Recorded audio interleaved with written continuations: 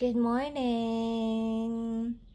It's past 8 o'clock in the morning here already. Ngayon pa kami bumangon.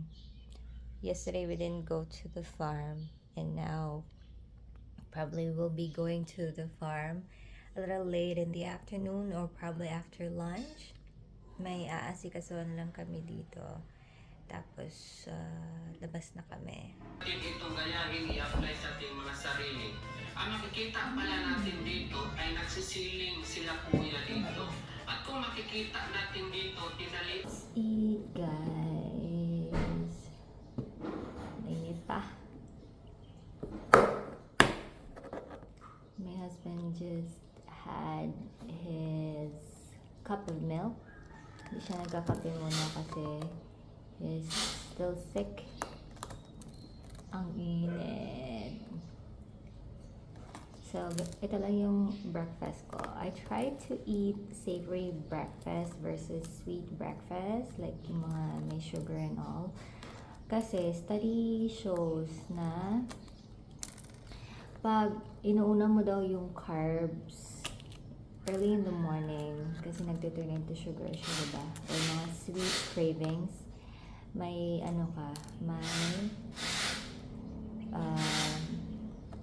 insulin spikes throughout the day. So, ayan, tinatry ko natin na ganito lang pagkain natin. So, protein. Tsaka produkto din natin to.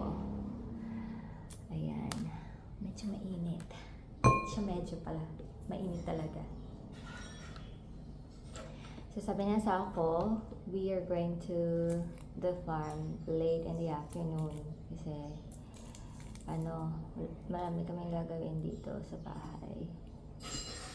So, life of a small farm owner. Ito yung maganda. Parang, hindi mo talaga, kung may kailangan kang gawin, magagawa mo.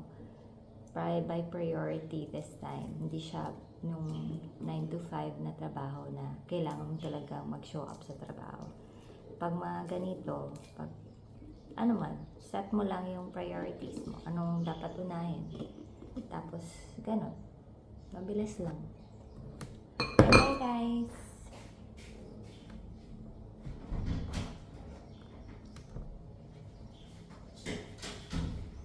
You want?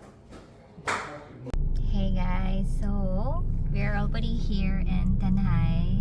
It's another city away from our city as well. Parang in the next 10-15 minutes nasa farm na kami. So we came a bit late because my husband was still not feeling well, but we are going to the farm kasi we have to check on the growing chicks as well as magde-deliver din kami ng mga eggs today. By the way, thank you so much for those who are commenting regularly on my vlogs. You guys actually made it possible for me to keep on going.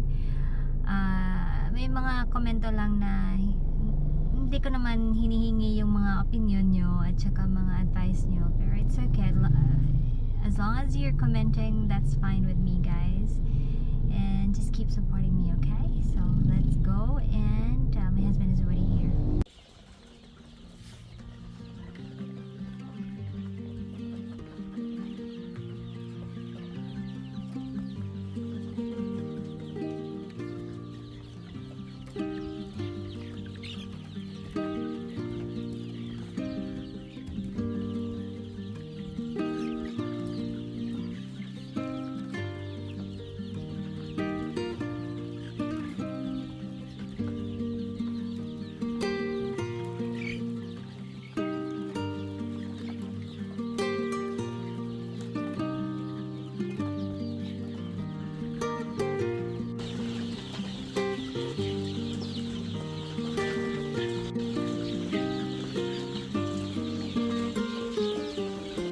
Yeah.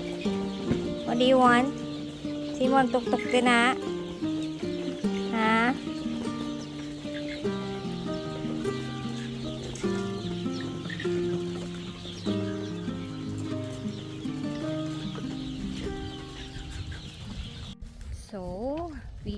have just finished weighing the birds. Ano na sila, on point, kumbaga. Sakto yung edad nila, sakto yung timbang nila, thank God. In 3 days time, makukomplete na nila yung week 6. So yun yung pinaka crucial sa pag-grow daw ng mga sisiw, because yun malalaman yung performance daw ng mga sisiw mo. If maayos yung pagkaka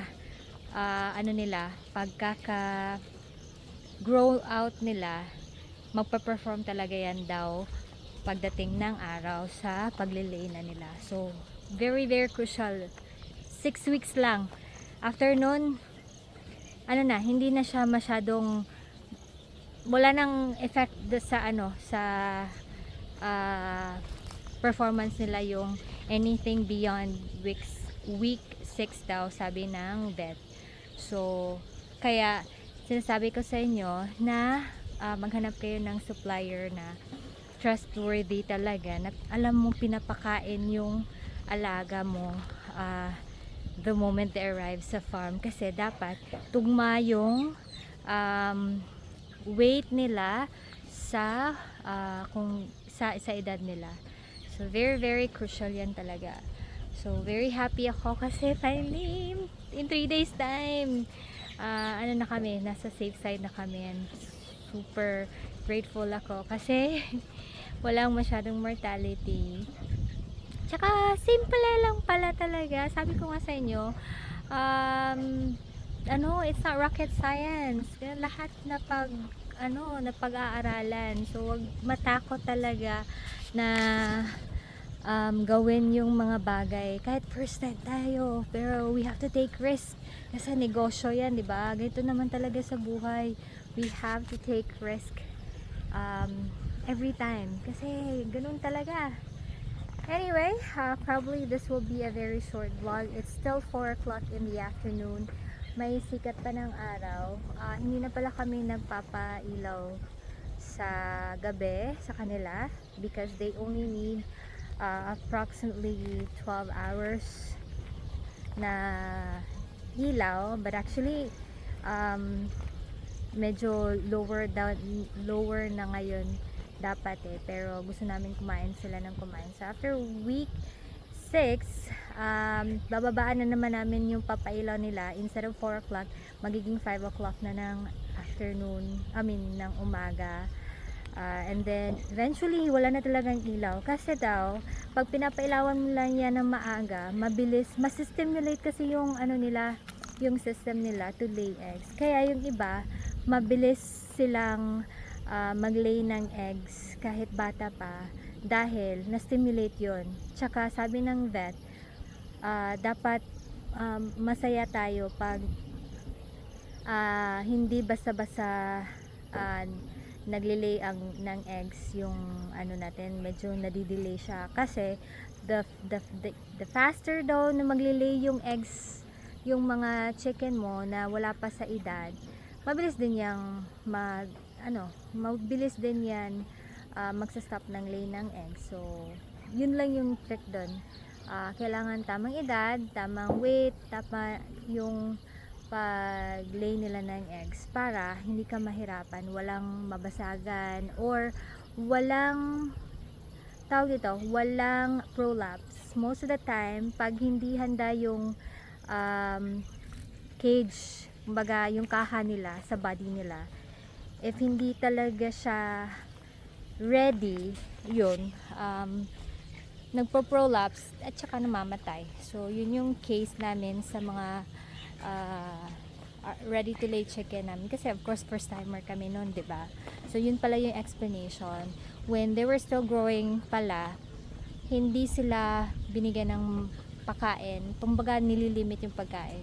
Tapos hindi fully develop pala yung cage or yung body nila para mag-lay ng egg sa ganong edad. So kaya namamatay yung manok at saka nagiging siya, para baga kal na siya. So yun ang dapat iniiwasan daw natin Ayan, ayan, ayan, ayan, ayan. Ayan, the babies are there. They're no longer babies, by the way. Kasi malalaki na sila. Complete na actually yung feathers nila. We don't, actually nag-stop kami. I just checked my record book. We stop the heater at day 22. So, wala na kaming pahit. So, week 3 and 1 day. Yan. So, wala kaming pahit na doon. Wala nang gasolan on. So, nagamit namin sa 1,000 heads was approximately 5 ka tangke ng gasol. May konti pang natira, siguro half ng so baka 4 and a half lang or 4 and 3/4, something like that. So at least ngayon by 1,000 we know na paano mag-estimate. On our next cycle probably will be making 1,500 para ma-maximize namin. Ayan. Ayan. Ang ganda talaga ng view dito, guys. Tsaka masarap ang simoy ng hangin. Ayan. So, I guess that will be it for now, guys. I hope you have enjoyed my very short vlog for today. And I shall see you again tomorrow, okay? Bye!